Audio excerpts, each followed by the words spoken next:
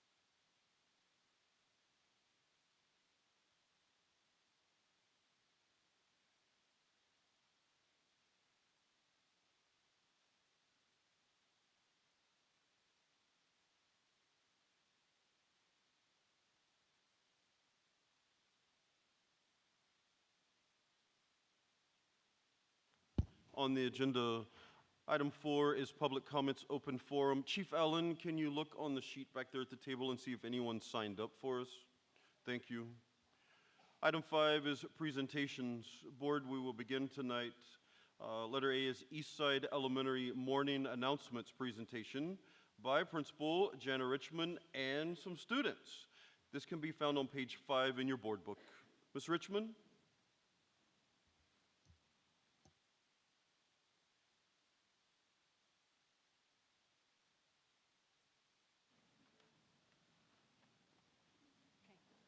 Okay, so here's our microphone.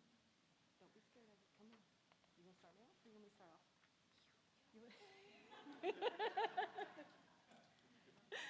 Good evening. Thank you for allowing us to present to you tonight. You want to go? Go for it. You got it. We are very proud of our 5th grade announcements team, and we are very thankful that you have given us the opportunity to speak here. And I present to you our 5th grade announcements team.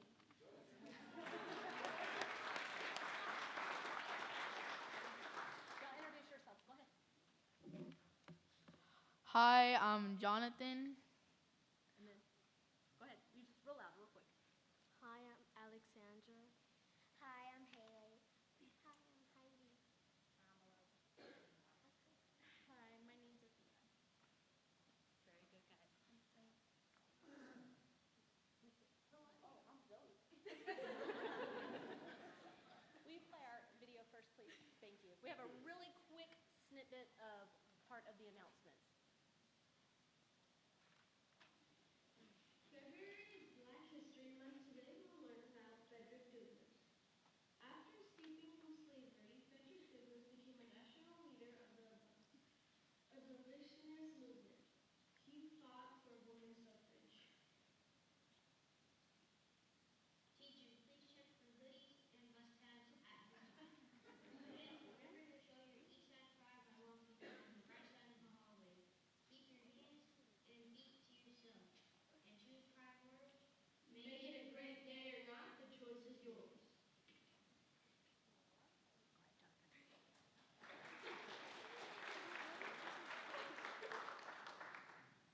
Good evening, and thank you for allowing us to present to you tonight.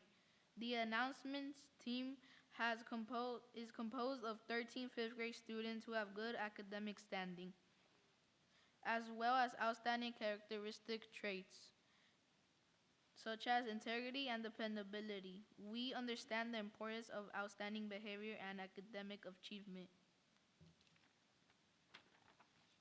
Being on the announcements team helps us build strong character by requiring punctuality, good speaking skills, and just knowing that others are depending on us to deliver the morning news at Eastside Elementary. We work on improving our communication skills each morning as we review the announcements for the day and ask questions on names, pronunciation, or other information. One student announcer stated that this opportunity has allowed him to build confidence in speaking and become less shy. The team understands that we are speaking to the entire Eastside student body, which increases engagement with our school community. Many of our announcers have been recognized by other students in the hallway and called out for being on the announcements. We also realize that the opportunities help us build self-confidence for presentations we may encounter in our future education and life goals. So at Eastside, we are trying to build more of a culture for the kiddos and trying to get them more involved in the school. And we thought, what better way than to have our wonderful fifth graders, our leaders of our campus, present to our staff and our students every single morning. And with the help of our wonderful Miss Driver and Miss Gothard, which is not here tonight with us, but I couldn't do it without them because these ladies manage these kiddos for me every single morning and they do a fabulous job. So thank you again for letting us present.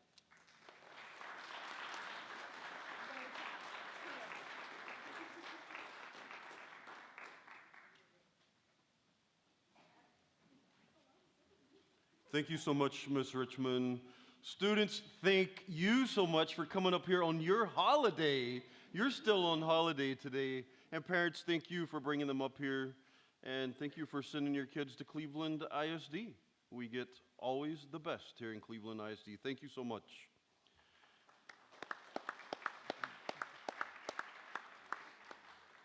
Next item on the agenda, we are going to swap items B and C. We're going to put item C before B because it gives information that will help with B's presentation.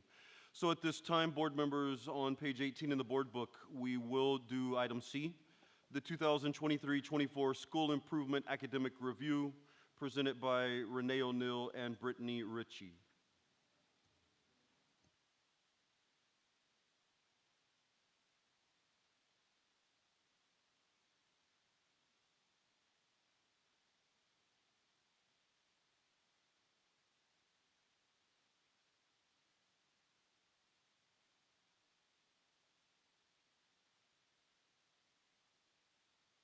This evening.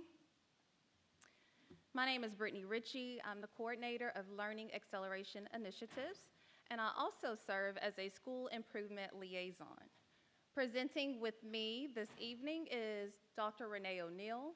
She is the coordinator of professional development, and she is also a school improvement liaison. We are under the direction of Tammy Brinkman, the Executive Director of Special Programs, and she also serves as our District Coordinator for School Improvement.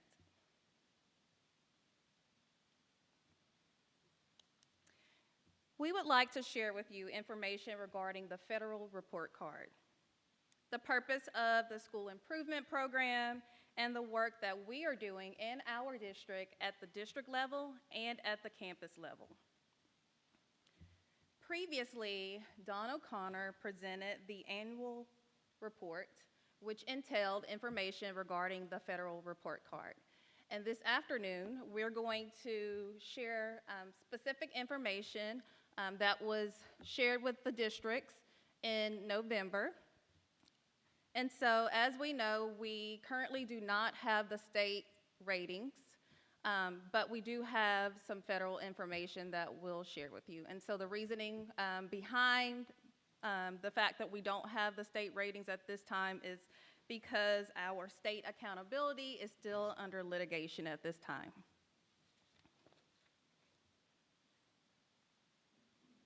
So the Elementary and Secondary Education Act, as amended by the Every Student Succeeds Act, requires each state education agency to prepare and publish an annual report card with state, district, and campus level data.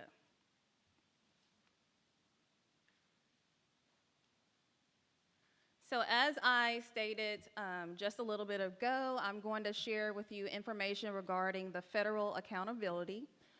And so this particular piece of accountability is related to indicators. And so these indicators are broken down to determine student success. So the indicators to determine student success consist of academic performance, which has to do with the percentage of meets grade level or above, and they're specifically tied to math and reading assessments. The second indicator is student achievement, and it has to do with approaches, meets, and masters. And all STAR EOC assessments are wrapped up into this specific indicator. The third indicator was academic growth, which has to do with specifically math and reading assessments. And then, of course, the graduation rate, which is directly tied to high school. And then our last indicator that would give us a determination about student success is English language proficiency, which is directly tied to our TELPAS. So you're probably wondering more about the federal accountability system. So in order for a campus to be identified as a specific level of support, there has to be 10 assessments. And as you're looking at the screen here, this chart breaks it down with all the different student groups that were taken in consideration when the federal accountability was put into play.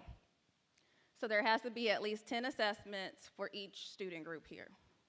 So the first level of support that you see on the screen is targeted support. So in order for a campus to be identified as a school in need of targeted support, there's this 3-3 rule. And so if you're looking here on the screen, there's a chart, and this chart does not specifically represent any data from any of our campuses, but this is an example of what that data looks like. So within that 3-3 rule, there is something called targets. So if a specific student group, if you're looking at this chart, underperforms in at least 3 indicators for 3 consecutive years, that would trigger a need to provide targeted support. And so that's where the school improvement program comes into play. So we're supporting the campus with specifically the student groups that have been deemed as in need of additional support. And so our campuses that were deemed as schools in need of targeted support was Northside Elementary, Southside Elementary, and Eastside Elementary. And just to put this in terms of the type of support, so this would indicate this would be the minimum support of all of the 3 types of support that you're going to hear me talk about today. The next type of support would be additionally targeted support. We currently do not have any schools in our school district classified as a school in need of additionally targeted support. But if we did, in this example here, the African American student group that's circled underperformed 3 consecutive years for 3 consecutive indicators. So this student group was also at the bottom 5% of the overall scale score for that specific type of school. So if this was representative of an elementary school, that would mean that the African American student group, when you're looking at the Closing the Gap score, is lower than all Title I schools in the state of Texas. And so that's not the case with any of our schools in our school district. So moving on, the next level of support is comprehensive support. So in order for a campus to be identified as a school in need of comprehensive support, the school must rank in the school type's bottom 5% of all Title I schools. So for an example, Santa Fe Middle, if they were deemed as a school in need of comprehensive support, so that would mean that they rank in the bottom 5% of all middle schools in the state of Texas, all Title I, let me make that clear, Title I middle schools in the state of Texas. We currently have 3 schools at this current level. And so those schools are Santa Fe Elementary, Santa Fe Middle, and Cleveland Middle. So as you all know, Cleveland Middle, this is their second year being identified as a school in need of comprehensive support. But if you take a look here, they have a status of shown improvement status. So in order for a school to be able to exit this level of support, which means this is the most extensive type of support needed at this time, a school has to, their closing the gap score has to be higher than when they initially entered. And so we're gonna celebrate Cleveland Middle School's closing the gap score this year was higher than when they initially entered. So they're on their way, that's one of the checkpoints to exiting. Okay, and then the second component of this, in order for them to exit, they have to not perform in the bottom 5% of all Title I middle schools, in which this year they were not in the bottom 5%. So we have a big celebration for Ms. Castillo and her campus. Awesome job, Cleveland Middle School. So the next thing is we're going to transition over to Dr. Renee O'Neill, and she's going to tell you a little bit about the work that the school improvement team has been doing at the district level and at the campus level. Good evening, School Board and Superintendent McCandless. Thank you for allowing me to share this information with you this evening.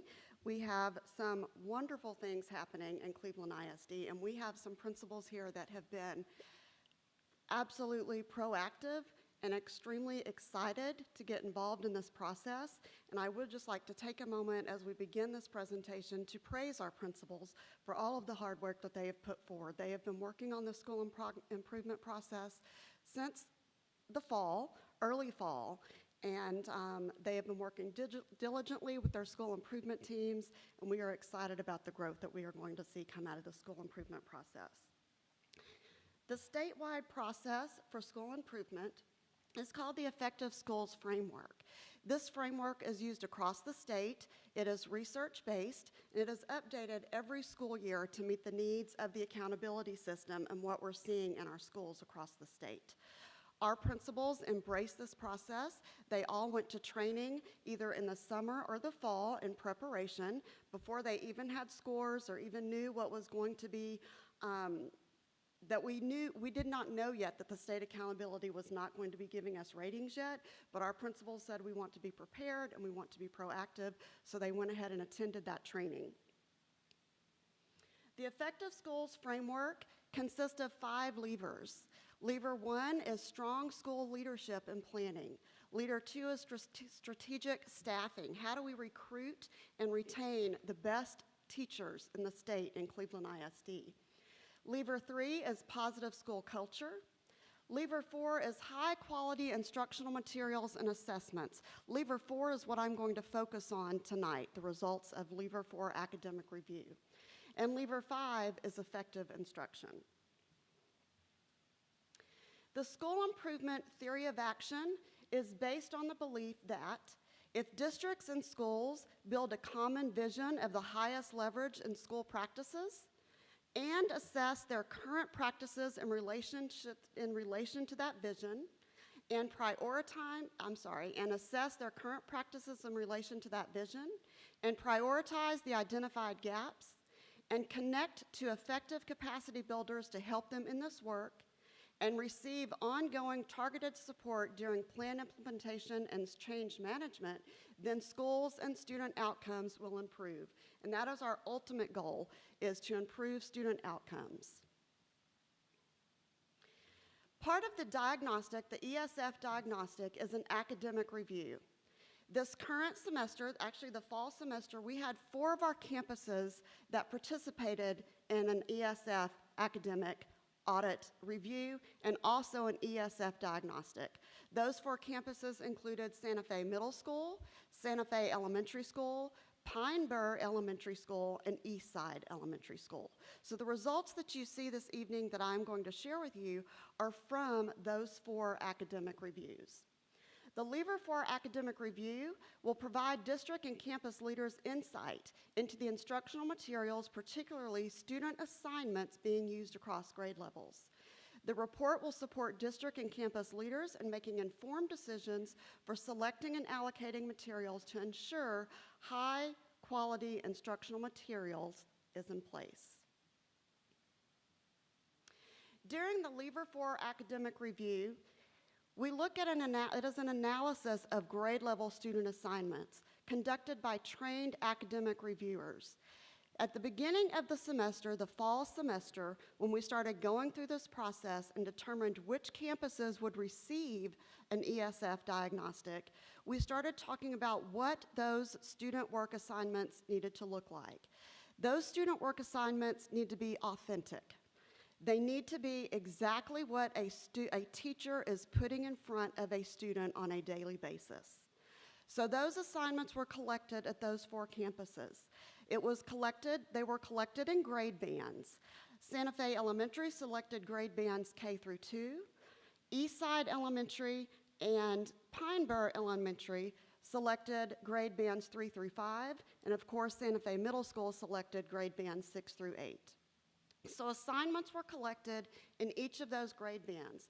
3 teachers were selected from each grade level, and we collected reading assignments and math assignments. The academic review is based on reading and math, student-facing work.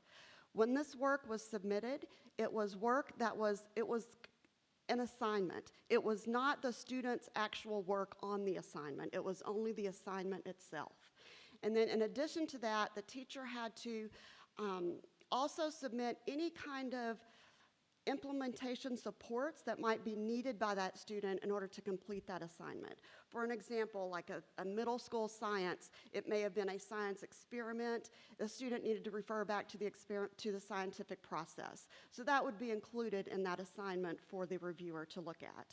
If it were an elementary, possibly a writing assignment, then the student work would be there, the student assignment would be there, but also possibly an anchor chart that the students had to refer to that had a word bank or something to that effect. So student assignments and implementation supports were looked at. 3 assignments from each grade level in reading and math were submitted to these academic reviewers. These reviewers are not part of the ESF diagnostic team. They are completely separate from that team because they are content specialists. They are reading specialists, they are experts in their field, and they are math specialists. And what their job was to collect those student work samples, to look at those work samples, and they were looking at those samples for rigor. And they were looking to see if it matched the expectations of the state. The LEA, which is the district, was asked to submit blank student assignments and implementation resources that then were reviewed to determine if students are provided on grade level and rigorous assignments across grade levels. Remember what I'm going to share with you, the results that I'm going to share with you is only from 4 campuses, the 4 campuses that completed the diagnostics, and this is only one part of that diagnostic. The academic review findings in math. The expectation is that 75% of the assignment should meet evaluation criteria to ensure students have access to high-quality assignments, to state standards, and research-based instructional standards. The work that was submitted by teachers. It was not to be reviewed by principals. It was not to be reviewed by district instructional staff. It was supposed to be authentic student assignments that had been placed in front of students in the past 2 weeks was their window. The average number for the 4 campuses reviewed were K through 2 was 11%, 3 through 5, 45%, and for 6 through 8, 33%. The academic review findings for RLA. Again, 75% of the assignments should meet evaluation criteria to ensure students have access to high-quality assessments and to state standards and research-based instructional strategies. For math, in the grade band K through 2, it was at 59%. For 3 through 5, it was 29%. And for 6 through 8, it was 74%. Based on these findings, and based on the information received only from these 4 diagnostics, it has been recommended that we complete a district comprehensive curriculum audit and look at the items that we are placing in front of our students on a daily basis. The focus areas. As I said earlier, the academic review is only a small portion of the diagnostic.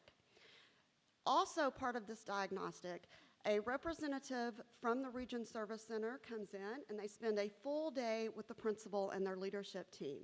They go into classrooms and they visit classrooms. They do teacher interviews, they do teacher focus groups, they do leadership focus groups. They even interview students as part of this ESF diagnostic review. Those were conducted after we returned from winter break. And when we come back to the April board meeting, Ms. Brittany and I, Ms. Ritchie and I, and the school improvement team will have the results of those 4 diagnostics to share with you. But tonight we are only sharing the academic review. But even though we have not shared the full diagnostics with you, our principals, again, as I said, are very proactive. They have already started working on the school improvement process, and they have identified the 2 levers that they want their campuses to focus on for this spring semester and for the next school year. All 4 of our campuses actually selected the same 2 levers, which was exciting because not only does it allow us to provide strategic, focused support for our campuses, but it also allows us to look at professional development and focus that professional development specifically on the needs of what our campuses are seeing. All 4 campuses selected the first lever, which focuses on our school leadership teams and developing our school leadership teams. The other lever that they selected was lever 5, and lever 5 focuses on school improvement. It focuses on effective instruction. So we have worked on, during the school improvement process that began actually during the summer and is continuing our work, we are all rowing in the same direction. As a district leadership team and as campus leadership teams, we are working to make sure we are all rowing in the same direction and working towards our ultimate goal, which is student growth and teacher growth. We also want to grow our teachers. So we have created, through our assessment team and the school improvement team, and also our C&I and special programs team, we developed a data analysis protocol that principals are actually working on as we speak. Through this data analysis protocol, we are looking at district data, we are looking at campus data, we are looking at grade level data, and we even drill all the way down to teacher data, where teachers are actually pulling the data themselves and looking at each individual student. What does this individual student need in order for me to help them grow? Because that is our ultimate goal, is to help every student grow. So we have put that data analysis protocol in place. The next thing that we have done is we have put in place a lead forward academic growth calculator. So principals have this information where they can not only look at their campus, but they can look at each individual student and how that individual student not only performed on statewide assessments, but also district and campus assessments to determine the needs for each individual student. As a district leadership team, we participated recently in the Lead Forward Rocking Review, which allowed us to develop strategic plans to move forward into our assessment season. We have also brought to the district training, it's called Arby's, not the sandwich, but Arby's. It is the research-based instructional strategies, and we have trained all of our instructional staff at the district level and the campus level to look at what do we need to have included in our research-based instructional strategies to make sure we are ensuring growth in our students. The next training that we had just a few weeks ago was on desired annual outcomes. Now you have this data, now you have these diagnostics, what are you going to do with it? So this training included how do you take that data and move it into desired annual outcomes and make a plan specifically for your campus? In addition to that, we are taking all of this information to make sure this summer and ongoing into the fall and the future that we are having strategic professional development. We are looking at these diagnostics. We are looking at our data. We are looking at what our needs, our students and our teachers need to grow so that we can strategically plan professional development for our school district. We have also exciting news right before spring break. The school improvement team applied for an effective school framework focused support grant. This grant will provide specific vetted providers for each campus to look at specifically what their needs are based on these diagnostics.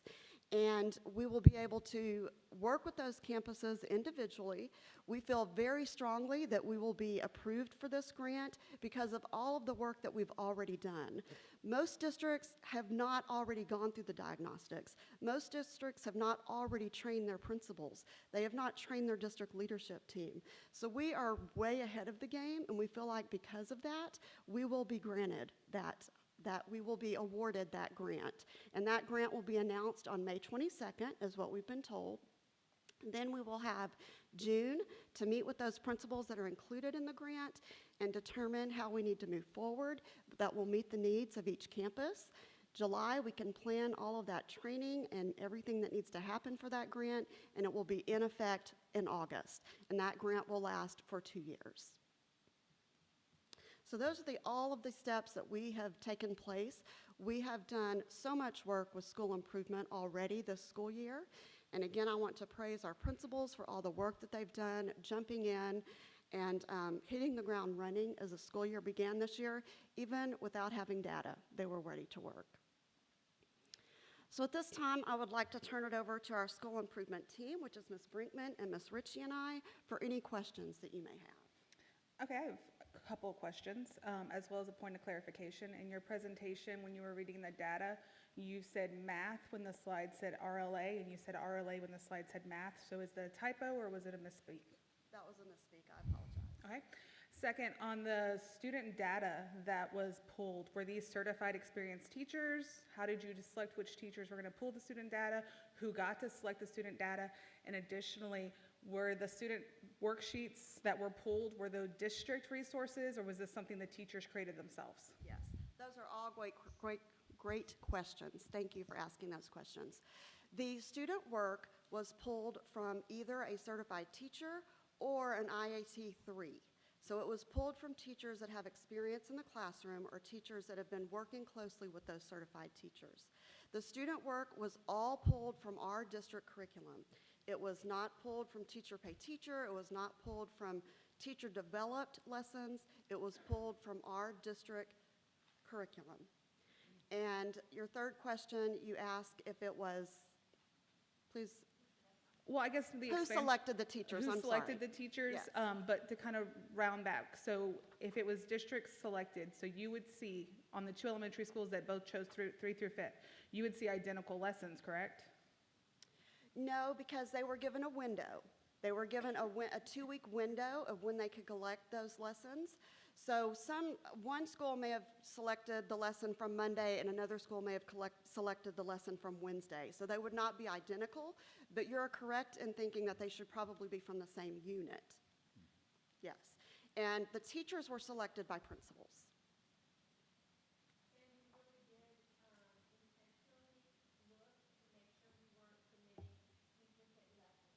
Yes.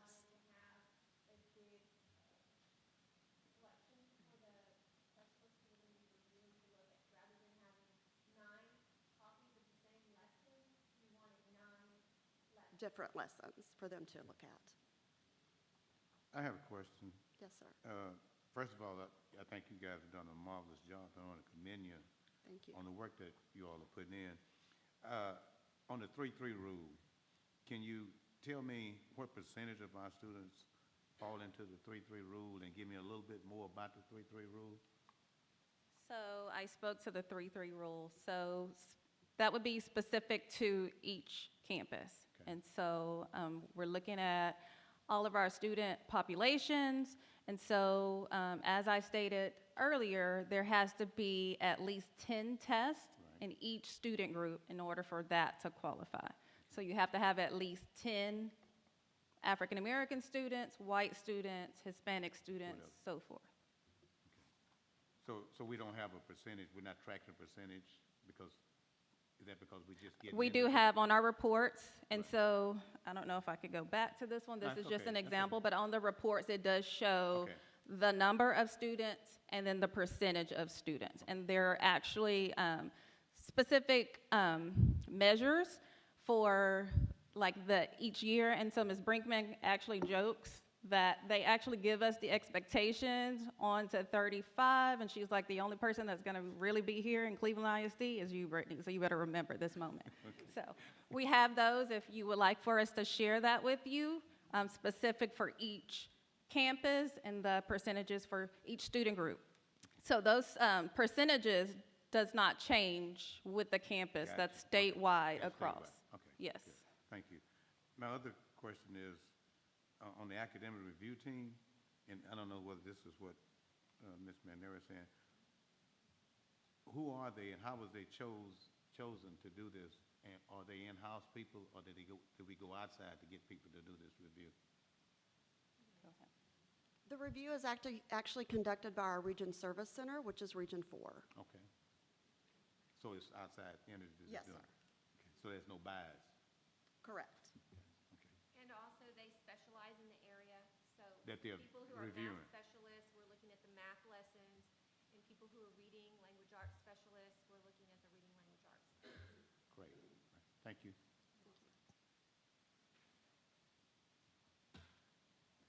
Board, I would like to make a comment to the presentation team as well. Though we appreciate diagnostic reviews that are done in any department, I would like to note it is just that. It is a diagnostic review of a snapshot in time of a 2-week period prior to the review. And it would be like us going in and doing a walkthrough on a teacher and using that one walkthrough to say this is your whole appraisal for the year. Diagnostic reviews are important to get a snapshot data, but I'm not going to sit here and say I'm going to rely just on the diagnostic review to see how the curriculum is. I do support a curriculum audit, as we have discussed before, because other departments in the district have been afforded an audit. And an audit is not always a bad thing. You know, this is not the IRS audit. An audit will help a district see where they can provide additional resources or improve. We've had audits in our finance department yearly. We've had audits in our bilingual department. We have audits in our operations department. And I have apologized to Ms. Thornton that we have failed to provide to her an audit in the curriculum department. That is something we want to do, and she's open to that because every good leader that I know is like, please, show me and teach me more. And the C&I department is also open to it as well because this district is changing so rapidly. And we have to meet the needs of all learners and all students. So I do support the curriculum audit recommendation. Thank you for the diagnostic review data. It is important, but in all my years of experience, it will not be the only thing that guides us. Board, I had to make that comment. Yes, I mean, generally with the diagnostic, you just have more questions. It's not providing answers, it's just leading to more questions, digging deeper. And that's what's happening here. Any other questions that we can answer for you? Thank you. Thank you all so much. Thank you.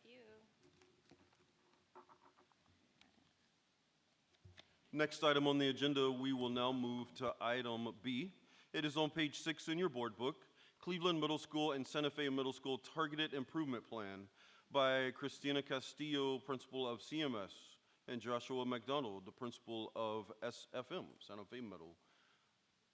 Make sure that green light is on. It looks like it's off, and then they'll control the mic from the back. Testing 1, 2. Okay, good. Whoop.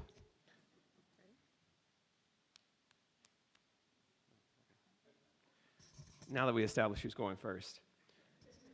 Good evening, folks. My name is Joshua McDonald, principal of Santa Fe Middle School, and I'm joined by my counterpart here, Ms. Castillo at Cleveland Middle School. And tonight we'd like to run through our targeted improvement plans based on the diagnostic report that's been conducted on our campuses. So I'll go first. We have been identified as comprehensive support needed on my campus.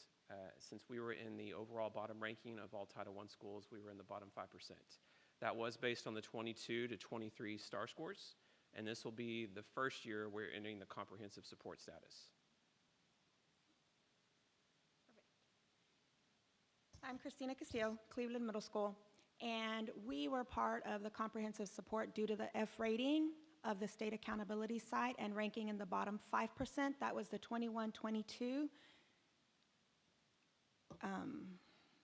22 standards.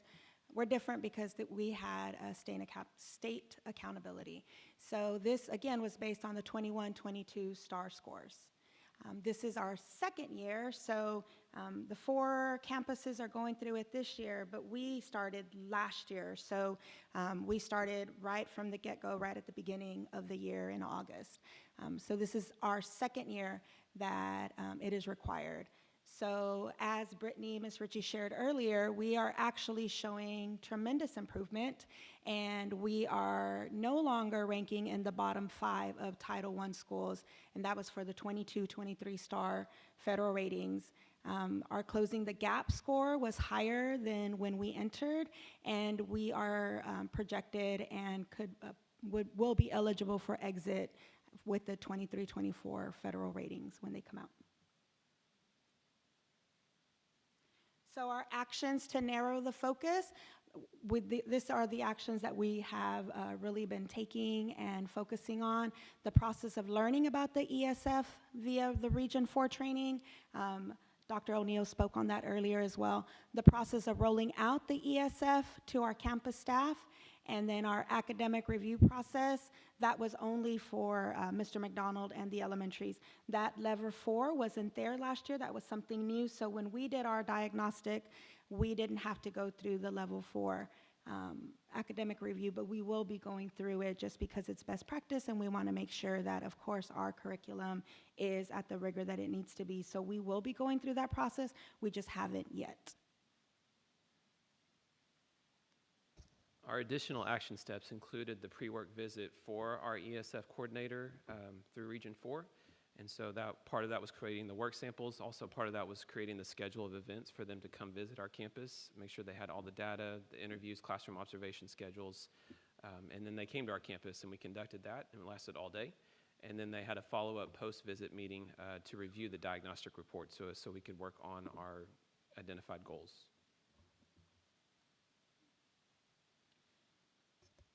So as we shared earlier, there are 5 different levers, and we identified which levers would be our focus. When we started this process last year, we actually had identified campus culture as one of our levers of target.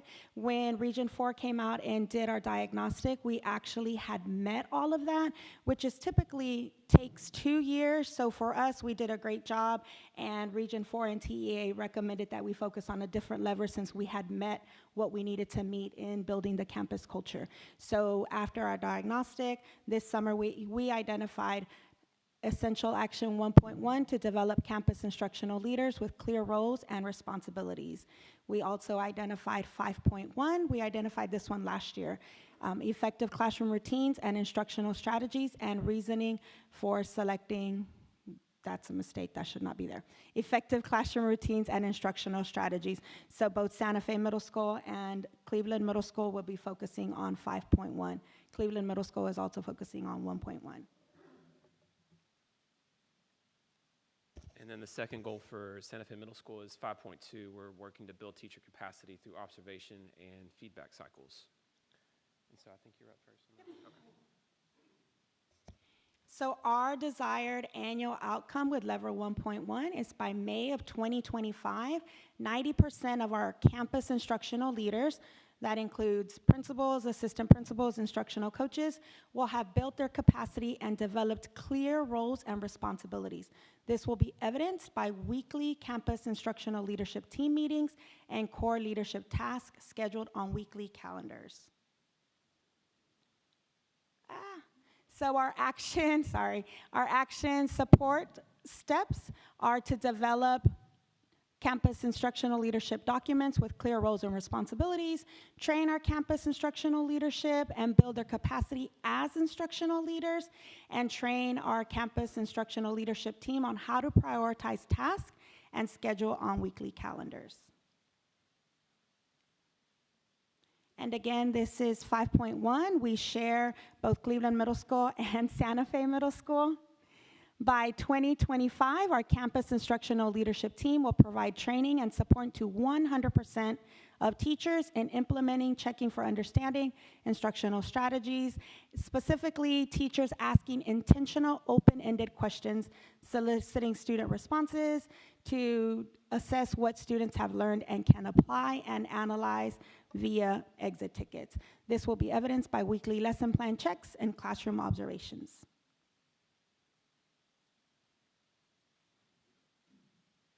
So since we share 5.1, our action steps we're working to implement would be to train the teachers on how to develop lesson plans that intentionally integrates check for understanding, open-ended questions, the exit ticket strategies from the curriculum guide. We want to train our teachers on how to use the curriculum developed by the district in our Canvas course.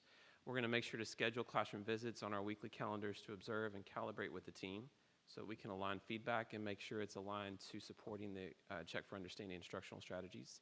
And finally, our campus leadership team will use the data trackers to show levels of teacher implementation on that check for understanding implementation. And then Santa Fe's last goal for 5.2, this is building teacher capacity through observation. By May 2025, 80% of teachers will show proficient use of the check for understanding instructional strategies, with the emphasis on probing versus clarifying questions, as evidenced by the check for understanding classroom visit form. The CILT will use that check for understanding classroom visit form to conduct at least 5 classroom visits and provide feedback to teachers per 9 weeks. Our action steps for that one, we'll use the campus instructional leadership team to calibrate walks at least once every 9 weeks. We'll review the data from the Check for Understanding Google form for instructional strategies weekly at our meetings. And then the campus instructional leadership team will utilize that data from the weekly meetings to prioritize responsive feedback to our teachers. At this time, we wanted to open it up to any questions you may have for us.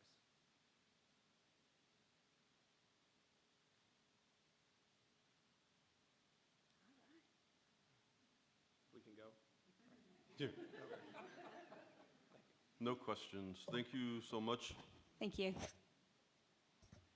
Audience, I would like to remind you, Ms. Castillo mentioned the 21-22 school year, and I'll remind the board as well. However, I have a feeling they remember that in 21-22 is when CMS had a student enrollment of about 2,800 students.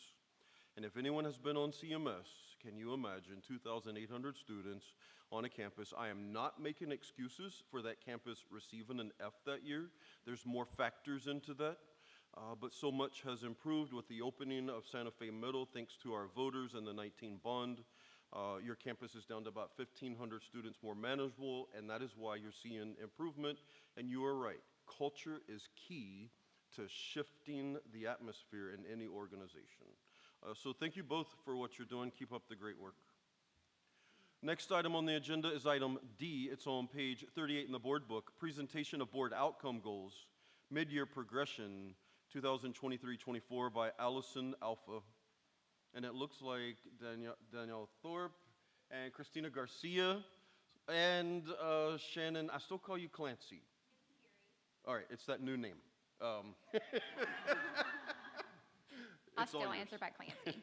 I just want to start off by thanking you for allowing us to be here tonight, Mr. McCandless, members of the school board, and our community. Today, we're just going to give you a little update on the board outcomes goals. This is the middle of the year assessment. These assessments were given at the end of December, and then it rolled over to the beginning of January. So that's when these assessments were facilitated in our early learning grade levels. So we're going to start with mathematics, and this is going to be pre-K through second grade. And we're going to begin with pre-K. So for pre-K, this is the Circle CLI Engage assessment. CISD last year reached our target goal of 85% at the end of the year. This year, we are currently scoring at the middle of the year an 84%, and we are projected to score in the upper 80s to low 90s, meeting our pre-K goal by the end of the year. Some things that can kind of attribute to the growth of our students is that CISD adopted a thematic unit of curriculum, and that's what we rolled out to both of our English and our Spanish pre-K classrooms. We have also added a number blocks routine to all of our classrooms, and this is a systematic approach to develop number sense and number fluency in our elementary students. The circle assessment gauges two things. It gauges whether students, number one, have skills altogether, and number two, are they ready to acquire new mathematical skills as they are learning. In pre-K, we assess students in both English and Spanish because that is the program that is delivered in our pre-K classrooms. So when we are looking at our campus data, we have side-by-side overall performance for BOY and MOY for both English and Spanish. So when we were looking at our campus data, our largest gains seem to be coming from Eastside Elementary, but gains across the board in most of our elementary schools for pre-K classrooms. Next, looking at kindergarten.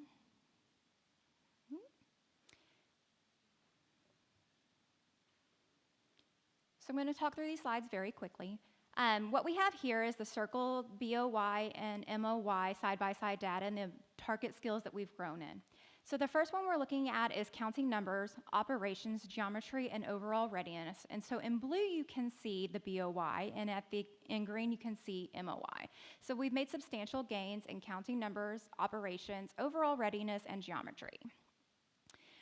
This is the Spanish indicator, so we are also making those same gains in both languages. Looking at the kindergarten data, we are finding that we are switching from both English and Spanish to English-only instruction. So many of our students don't attend pre-K, so these are encompassing of the ones that are just starting school, and this is where we're sitting at the middle of the year. We're currently sitting at 49% that are at or above grade level. So while students are learning mathematics in kindergarten, not only are they learning math concepts, but they're also acquiring a new language because math at this grade level is taught solely in English. So then we have some data for our campus where we are currently sitting for both BOY and MOY. And then in second grade, we have our Renaissance Star data, and this also encompasses first grade. So here we have an opportunity to grow in this pocket of instruction for mathematics. Right here we have both first grade and second grade combined because that's how it was plotted at the beginning of this board goal when it was adopted in 2020. The next couple of slides will kind of show the two separated, and that way you can really hone in and drill down to the areas of success and areas of needs. So when we're looking at first grade, this is something really to celebrate because according to our MOY data, almost 70% of our students are at or on grade level, and they're ready for second grade instruction. When we look at this at the beginning of the year, there's a couple of indicators right here. So this is the beginning of the year. And so we have beginning, developing, and secured. At the beginning of the year, the students need a lot of support. They need a lot of hands-on math manipulatives. They need a lot of support from the teachers. Developing is they have the concept, but they need reassurance. They need checking, and they need feedback from their teachers. When it comes to secured, these kids have it. They're fluent, they make few mistakes, they're ready for the application process. So this is the reallocation of the distribution system. So more of our kids are in the developing area, they're in the secure area, and we have fewer and fewer students in the beginning. When we're looking at the second grade Renaissance data, this is an area where we can target for more support and growth opportunities across the district.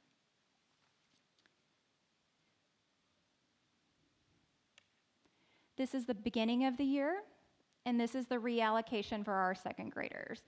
At the beginning of the year, we teach more number sense and operations and algebraic reasoning, so you're gonna see greater gains in those two capacities. And then geometry and measurement, those two skill categories come at the end of the year, so those are items that we might not have got to quite yet in our curriculum pacing.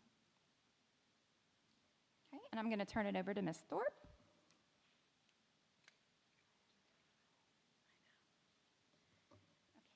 Good evening. We are going to talk about reading, and I cover the English, and Christina Garcia will cover the Spanish. So this assessment was given, this is the pre-K Circle CLI Engage, and this is showing their reading readiness. It was given at the end of December, right before break, and it carried over into January. And you will see that we are showing steady growth in pre-K. Like Ms. Clancy Peary said, we did shift over into a thematic unit. We are in the third year of using that new curriculum, so we are seeing steady growth and steady increases there. On the English side, our area that we would like to highlight again is the phonological awareness growth that we're seeing at Eastside. That is phenomenal growth, so way to go, Eastside. We're seeing some good growth there, and we're just going to keep pushing through there. For the Spanish side? For the Spanish side, overall we've had growth in both our vocabulary and our phonological awareness. With our highest campus being Pineborough in rapid vocabulary and Southside in phonological awareness.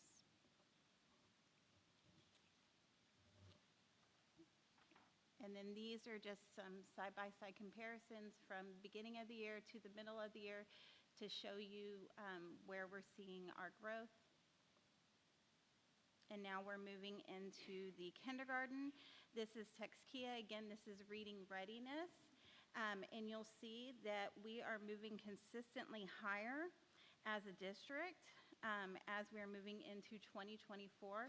We're not where we want to be. We know that this is an area that we want to work on is kindergarten, but we are seeing as we made our shift into the science of teaching reading and we're making the shift with our curriculum that we are starting to see quick gains with our kids, and you can see that compared to 2021, 2022, and then into 2023 and 2024.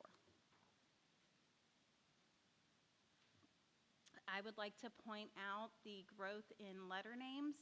75% of our kids know their letter names and sounds, which is essential whenever you are moving into learning how to read. And they are also spelling. They are spelling CVC words like can, hat, three-letter words. There's 66% of our kids are able to do that. Vocabulary, that is definitely an area of growth for us and something that we're going to keep pushing into. For Spanish, I would like to commend and highlight our bilingual teachers in kindergarten. They've been doing such a great job. And our students, they've shown great growth. This year, we started a new Spanish phonics program, and we can see the outcomes that the program and the material is working. And then we'll continue to see the side-by-side, so you can see, especially in Spanish, with the consistent application of that new curriculum, you're just seeing kids soaring. Okay. So now, first and second grade again, whenever the board goals were initially begun, first and second grade were combined, so we'll discuss them together, and then we'll break them out and separate them. So one of the things that I would like to highlight sorry, is that we are seeing growth, but we would like to acknowledge that we do have some gaps in skills due to shifts in programming. So we are identifying those gaps in those skills, and we are working to build interventions and fill in those gaps for those kids. In first grade is a big year in English for English students learning how to read. You'll see that we have a lot of kids that are now at developed. That means they are reading in first grade. We're at 52%. Cottonwood is at 66% of their kids are developed in reading, and then just right behind them is Northside and Eastside. This shows first grade is consistently applying the new curriculum and working with the students to identify any gaps that are coming from kindergarten moving into first grade.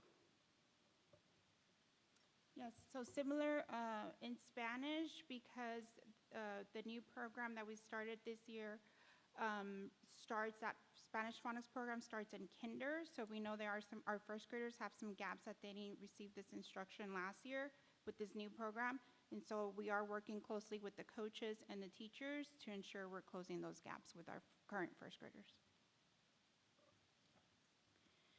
And then in second grade is definitely, oh, again, sorry. Second grade is our area in English that we know that we are going to have to really work hard, and we have good, strong plans in place for our kids that were developed by our coaches and our teachers to ensure that any gaps in skills based on these kids missing this new phonics program from kinder and first grade, anyone that missed that, we're going in and we're filling those in, but we are still seeing growth with that. Spanish, our students, 75% are developed or on track to read on grade level, and that other 25%, we are targeting those students during small group, and then we're still continuing to push fluency and comprehension with our second graders. Right. And then again, we're showing you the screener results so you can see the students that are still developing compared to those that are developed. Okay. All right, questions? Hi. This is for you, and so sorry for the many named, Miss Clancy or Peary. So sorry. Okay. So you are identifying your different schools. What is the difference that's happening between the schools? Like why is one your lowest performing? Why is one your highest performing? And beyond that, my second question would be, I know that the board spent some money on some programs this year, things like Amira. Are your data results mirroring what we should be seeing with those programs? And are they being, that's not the right word. Are they being used with fidelity across the entire district? I'll start and let you jump in. Okay, so where we're seeing some of the lower scores, I know whenever you look at first grade, there are some areas that are lower. I would like to point out that in the southern schools, oftentimes on the English side, that's only one classroom. Okay, so it's a smaller group of kids. They are ESL kids typically, and they are kids that we know are targeted kids that are going to need some extra support. But the biggest thing to notice is that that's usually only one classroom. So you know, what we're doing is we're coming in and we're giving those teachers extra support. With the higher ranking schools like Eastside, we consistently said Eastside, one of the advantages that Eastside has is they've been able to retain their certified staff, and Ms. Richmond has done a great job of ensuring that she has placed highly qualified teachers into pre-K through second grade. So her most experienced teachers are in her foundational skills, which are in her foundational grades, which are going to pay off for her in a couple of years. So she's done a really good job of building on a solid foundation. So while, you know, she's having to wait a little bit for the results, she's gonna see them soon because those kids are moving up and they're reading. And Amira, with Amira, we met with the Amira representatives right before spring break. And right now, Cleveland ISD students are growing higher than any other students in the nation whenever they are consistently using Amira. And I was able to share some of that data with Mr. McCandless so he can pass that along to you guys. But again, it is with fidelity. So whenever the kids are using it the recommended amount of time and the campuses are utilizing it the recommended amount of time, we are seeing gains that are higher than any other school that's using it across the nation. Is that data that we can have access to see where it's actually being used and how often it's being used? I can get usage reports, yes. And okay, yeah, I'll get a usage report. Okay, go. So when it comes to the math curriculum, I can say that when I visit campuses, I see the implementation and the utilization of our math curriculum across all 6 elementary schools. But the way you have to think about it is kind of like driving a car. If you give multiple people the same Ferrari, their proficiency and their ability to drive it might be at different levels. So some campuses have less certified teachers in the younger grade levels, or teachers with less experience, or teachers that are first year out of the classroom themselves, or they just got their certification. And we're waiting on that teacher proficiency to kind of come along as they get that feeling inside the classroom. Like I said, Eastside is just farther along because they have the ability to retain their certified teachers in those younger grade levels. So are they using our curriculum to fidelity? To the best of their ability at this current proficiency level, they are trying to.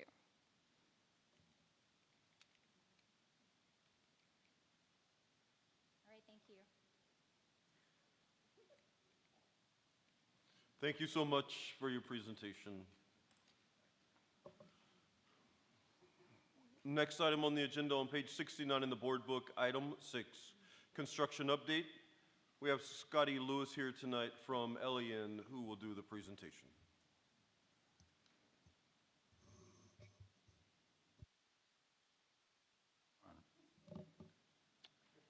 Good evening, board, Mr. McCandless, patrons. We're winding down the bond, and so mine won't be as nearly as long as the last couple. So real quick on the staff development, a lot of it's just the finalization of things. So you didn't even know this, but you didn't even have the switchgear in this building. There was a temporary one, so they switched it out last week to the permanent one. They did a lot of little things that are still left to be done. Probably the biggest thing is the test and balance. It's the air conditioning system. It's the controls of the air conditioning. There's still some components that are still not installed. Once that gets done, then the building commissioning can get finalized. And we're still having some glitches with the AV system. There's still some pieces missing. There's a camera that's supposed to go right there, for instance. And then the punch list is continuing. They've probably got about another month to go on that. And then the closeout process of the building, which is a lot of paperwork, is really what a lot of that involves. The Satellite Service Center, so they lost a lot of time when we had all that rain in the first part of the winter, but they've been catching up. So they've been doing big pours once a week. And so they had a pour actually last week, and pretty much for the last month, they've had a pour every week. And then the portable building was placed last week. I don't have any pictures of that. I got a couple of pictures of some pours. So if you're down there on a Wednesday at 4 o'clock in the morning, you'll see a bunch of lights and then pouring concrete. And that's gone very well. The contractor is they're very conscientious, and we've had a good experience with Millennium, the contractor. The other project updates, North Side, as far as the traffic signal, it'll get finished up in the first part of the summer. I need to get back with them and see exactly where they're at on getting the light here. They had told us at one point in time, the end of April, just need to check on it. Warranty items at Santa Fe Middle School and Elementary School. I'm not going to lie to you. We've encountered some things, and actually that Thursday after the last board meeting, we met with Pogue and went through those things. They're working through it. They are a stand-up contractor, so they're they're resolving those issues. The biggest thing over there is the site lighting. I found out actually when I was driving up here, because it was supposed to have gotten resolved last week, is sounds like it's a control issue. I could get down in the weeds on this, but believe it or not, the air conditioning controls control the lights, and so they're not talking to each other correctly, and it's something to do with the programming, we think. The baseball, softball's finished. Pine Bar, we've been out of there a long time. One thing I did want to add, we had a kickoff meeting today with Huckabee and with IT department on relocating the NOC over to the old admin building. It's not really a NOC, but we're going to call it a NOC. There's a whole thing about network operations centers, and this is more about relocating the server that serves this north part of the school district into a more secure location than where it currently is. And so we're starting that design process. We'll go out to bid probably in 4 to 6 weeks, and we'll see where it comes out at. Any questions? Thank y'all. Thank you, Mr. Lewis. Next item, item 7, reports. Item A, superintendent's report. Board, at the beginning of this, I do want to turn it over to Dr. Sanford. She has a presentation to present to the audience and to the board. Good evening, President Wood, Superintendent Mr. McCandless, board members, and audience members.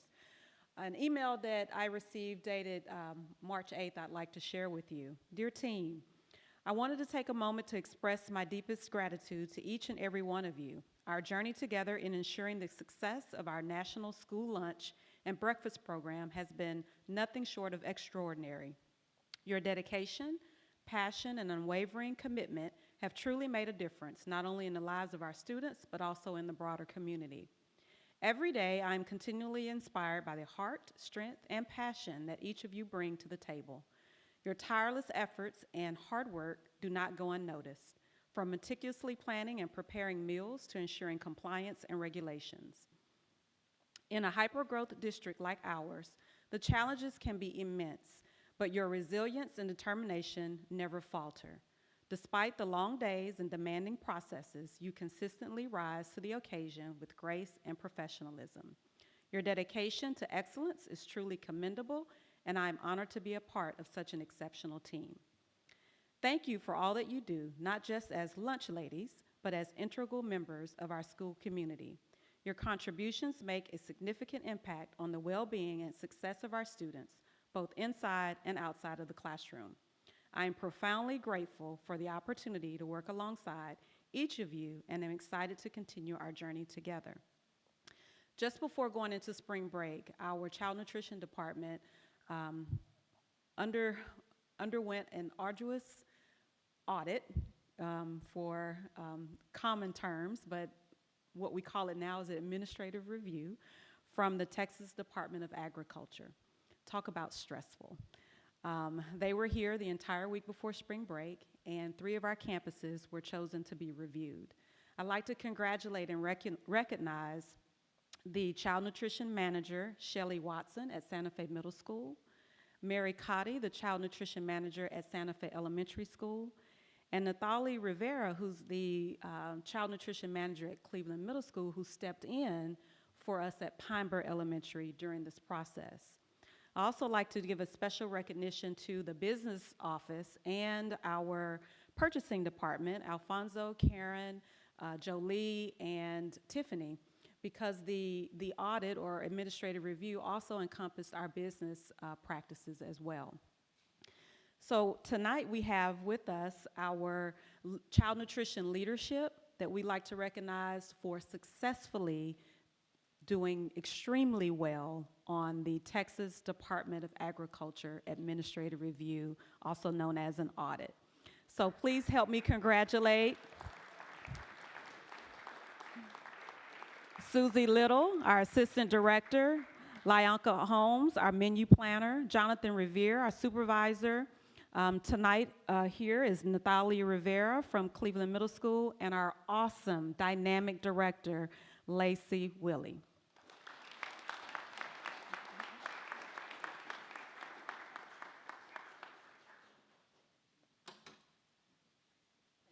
You are so welcome. And board, as you know, Lacey Willie is well known across the state. She holds many prestigious positions and leads many organizations, and many of the local as well as statewide child nutrition departments benchmark with and against Cleveland ISD. So thank you, Lacey, for all of your hard work, and to this awesome team that's standing behind me for doing exceptionally well on the administrative review.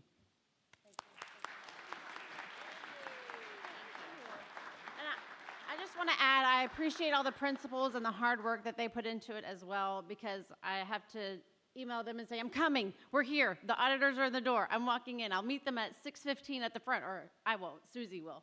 And I'm glad to have it done and over with. I appreciate you guys.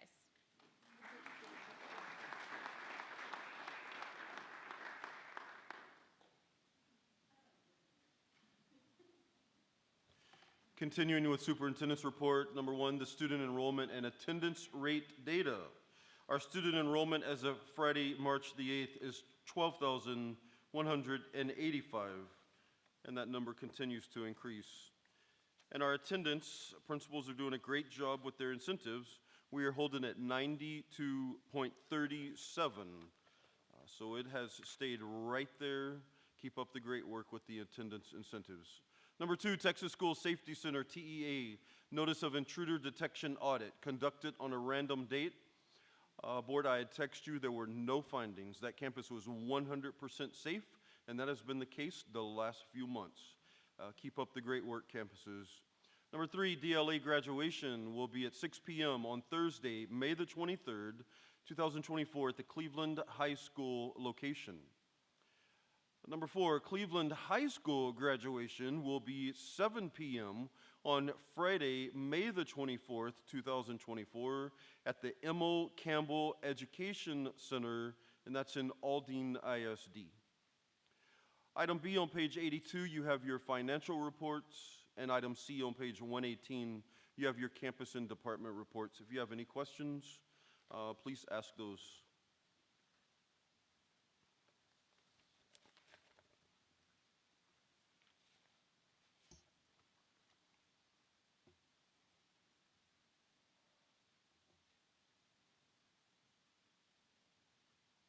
Any questions about any of the reports?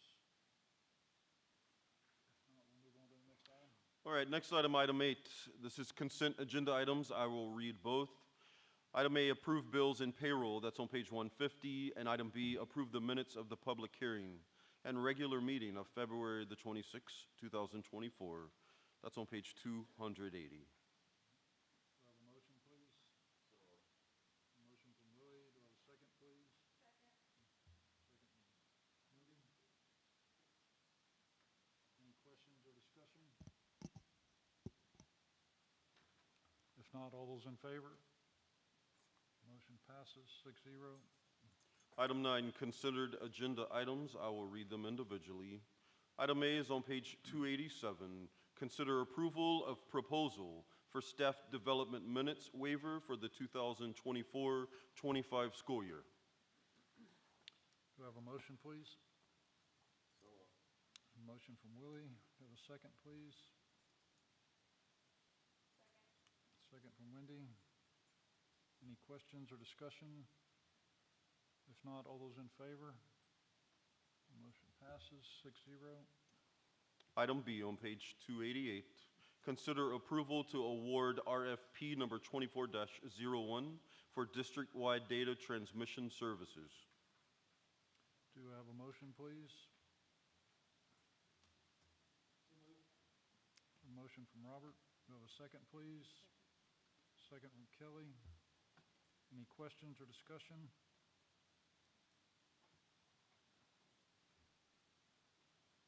If not, all those in favor? Motion passes 6-0. Item C on page 311, consider approval to award RFP number 24-02 for Internet Access Services at the Network Operating Center. Do I have a motion, please?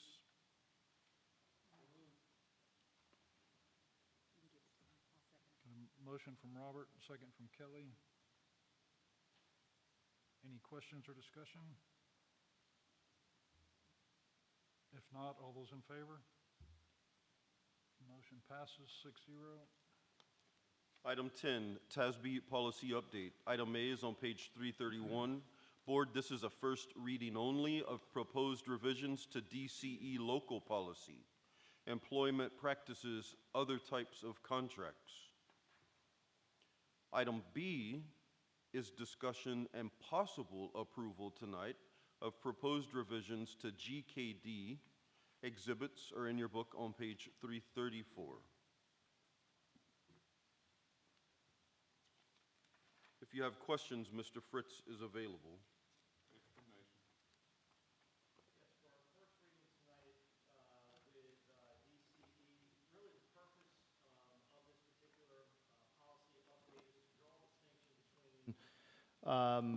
Your non-Chapter 21 contracts versus your Chapter 21 contracts. And when you actually look at the non-Chapter 1 contracts, you'll see the distinction as far as the jobs that represent those types of contracts.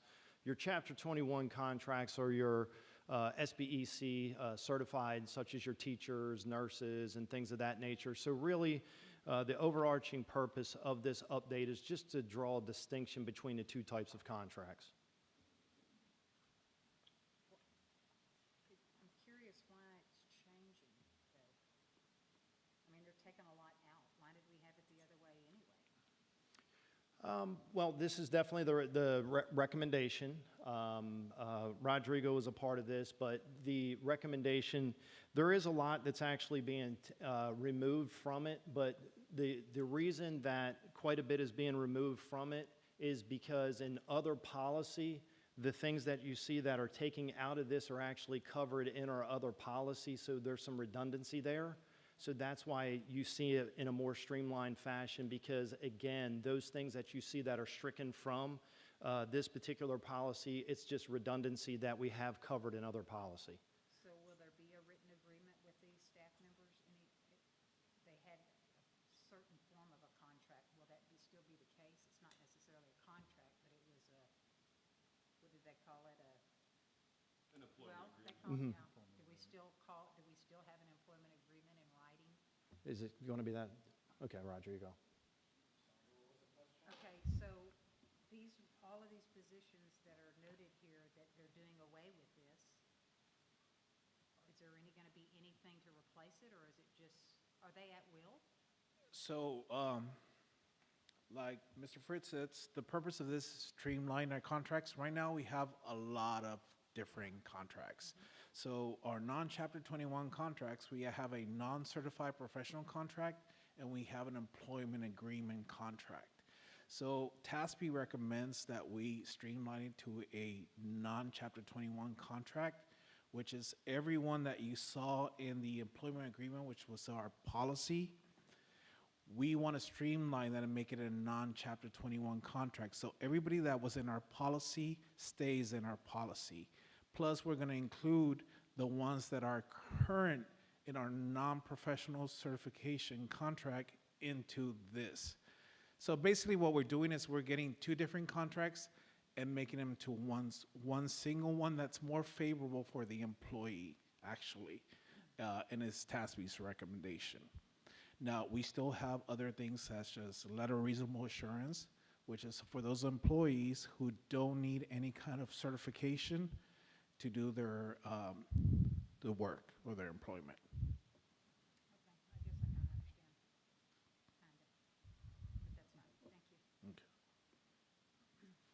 It's nothing that would be detrimental to the employee.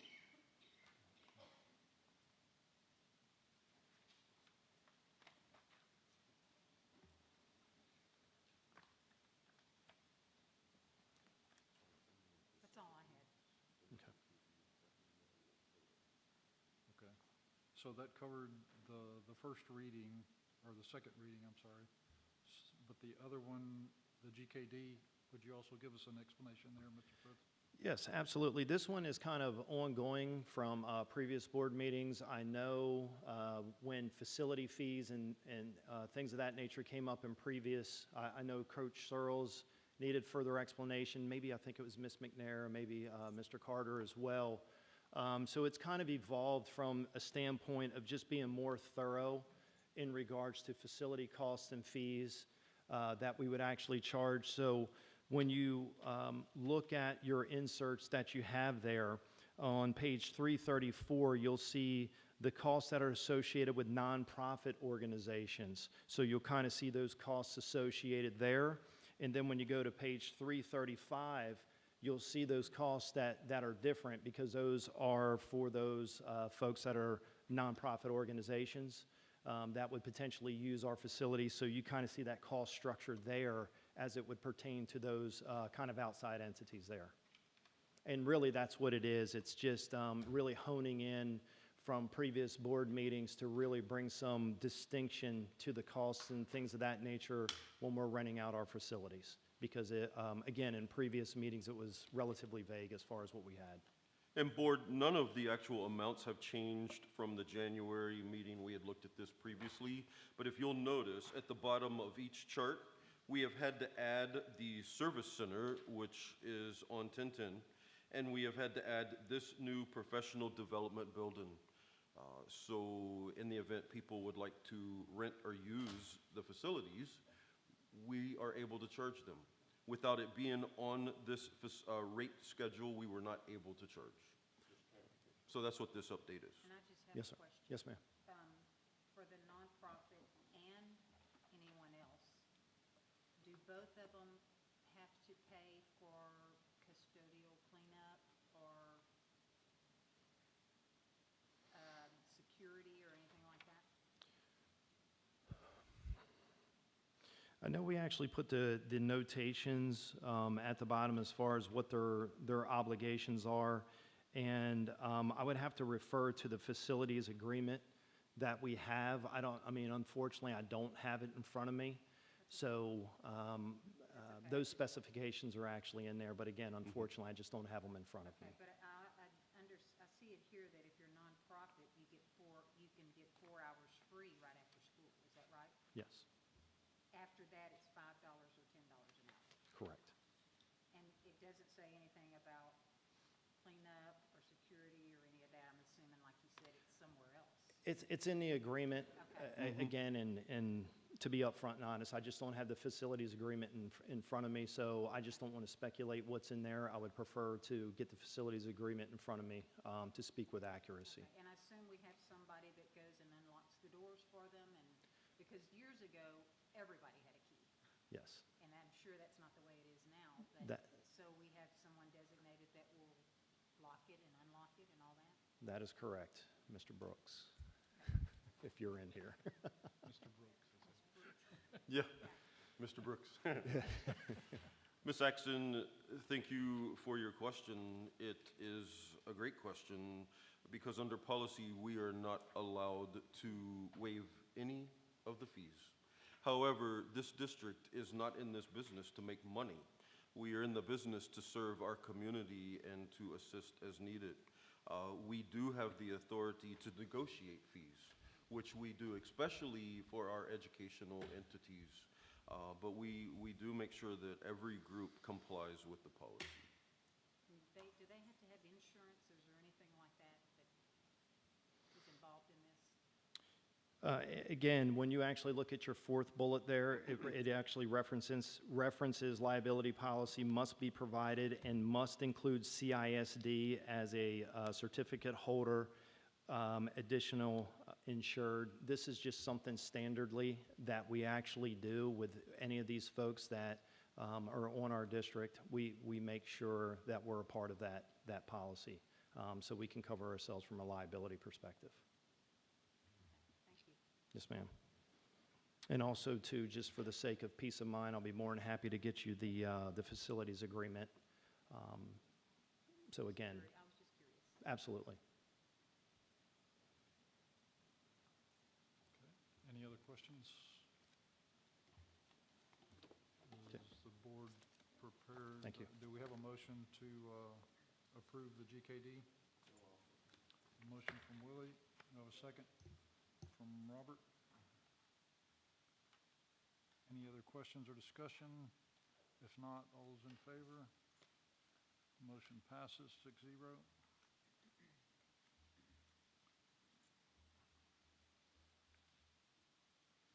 Anything else? No, Mr. President, I have nothing else. All right. At this time, the board will recess to convene an executive session.